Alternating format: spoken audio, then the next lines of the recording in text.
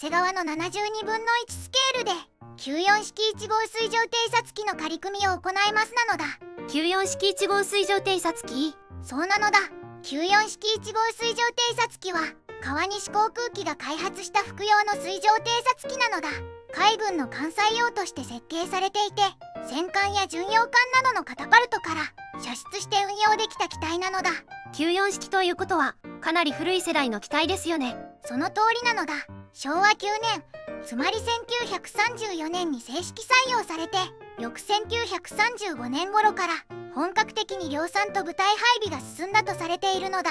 生産数はどのくらいだったの？川西航空機と日本飛行機で合計およそ530機前後が生産されたと言われているのだ。当時としてはかなりの数で、巡洋艦や水上規模艦、さらには基地航空隊にも広く配備された主力水上偵察機だったのだ。日華事変や大東亜戦争初期にも使われていたわけね。そうなのだ。開戦時にはすでに後継機である零式三座水上偵察機も登場していたけど、94式も相当数が現役で運用されていたのだ。ただし性能的には旧式化していて、戦争後半には第一線の偵察任務からは徐々に退き、哨戒や連絡、船団護衛などの任務に回されて終戦まで使われたのだ。意外と息が長い機体なのね。そうなのだ。服用で最大速度も高くはないけど、扱いやすくて信頼性が高かったと言われているのだ。それでこのチャンネルでは初の本格的な水上機になるわけね。そうなのだ。実は水上機はいくつか積んでいるんだけど、なかなか紹介するタイミングがなかったのだ。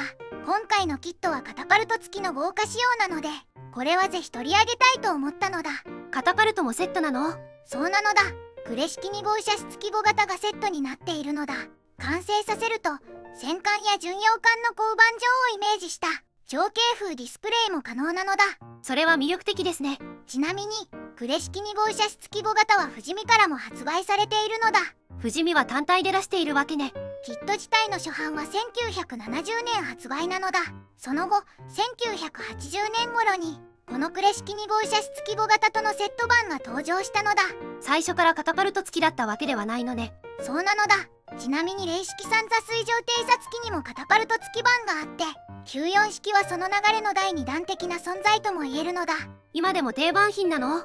1990年代半ばまでは定番扱いだったみたいだけど、現在は限定でカール版として時々再販される感じなのだ。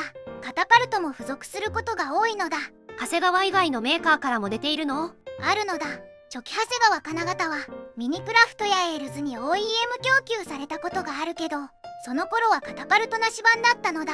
なるほど。1990年代にはチェコの A+V モデルズからも発売されているのだ。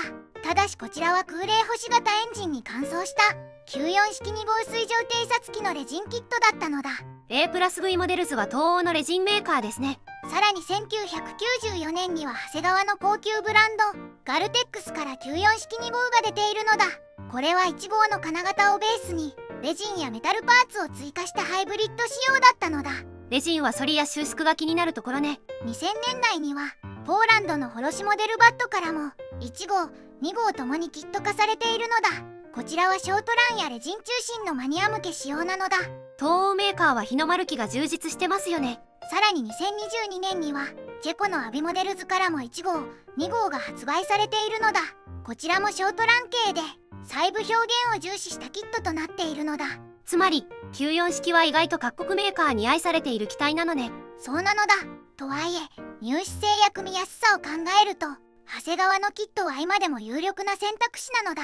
しかもカタパルト付きですしね。そうなのだ。まずはパッケージ内容を確認するのだ。お願いします。パッケージイラストはカタパルトに鎮座する94式1号水上偵察機なのだ。このような情景を作れるわけね。では中身を開けていくのだ。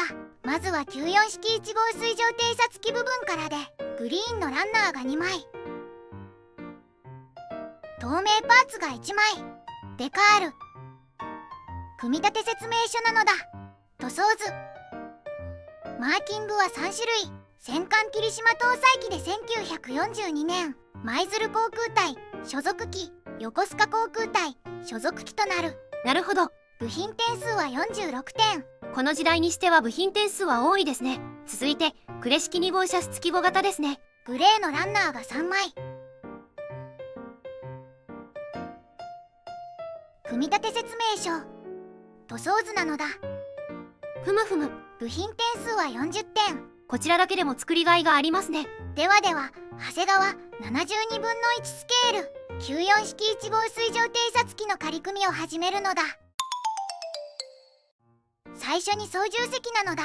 ふむふむ。操縦席は全部で4パーツ。操縦席床と座席が3席となるのだ。操縦桿とかケーキパネルはないのね。ケーキパネルはデカールをそのまま貼り付けとなる。パイロットはついてますね。3名分つくのだ。簡易な操縦席となるので、当然乗っていただいた方がいいのだ。次はプロペラですかね。プロペラは3パーツ構成となる。4枚プロペラが一体成形となり、軸が別パーツとなっているのだ。軸受けは胴体に挟み込むときに使うのね。次は主翼、水平尾翼、胴体なのだ。いわゆるしの字ですね。最初に胴体の組み立てとなる。ふむふむ。胴体は左右分割で3パーツ構成。最初に胴体の側面に窓を埋め込むのだ。左右ともにあるわけね。窓をつけたら胴体の貼り合わせとなる。操縦席とプロペラを挟んで接着するのだ。先ほど作ったプロペラね。貼り合わせたら胴体下部パーツも接着なのだ。胴体のモールドはどうでしょうか。凸モールドになります。胴体は後部は布張りを表現していて、凸モールドは胴体全部に集中しているのだ。主翼はどうでしょうか。主翼は上下に分かれていて2パーツ構成。実際には上翼と下翼の間に翼管支柱を取り付けるので、そのパーツも含めると9パーツとなるのだ。まずは下翼からね。下翼は1パーツ構成となるんだけど、胴体に接合する支柱が4パーツあるのだ。次は上翼ですね。上翼も1パーツ構成となるのだ。こちらも下翼との間に支柱を組み込むのだ。支柱は全部で7パーツとなる。主翼のモールドはどうでしょうか。こっちも布張りを表現したモールドとなる。次は尾翼ですね。尾翼は水平尾翼と垂直尾翼が1パーツずつ。水平尾翼を胴体と垂直尾翼で挟み込む。ちょっと特殊な構成ですね。次はクリアパーツや足回りなのだ。ふむふむ。キャノピーは風防部分のみとなり、前席と真ん中の席に風防がつくのだ。結構厚みはありますが、透明度は問題なさそうね。そうなのだ。次は足回りですね。今回は出たばきなのでフロートをつけるのだ。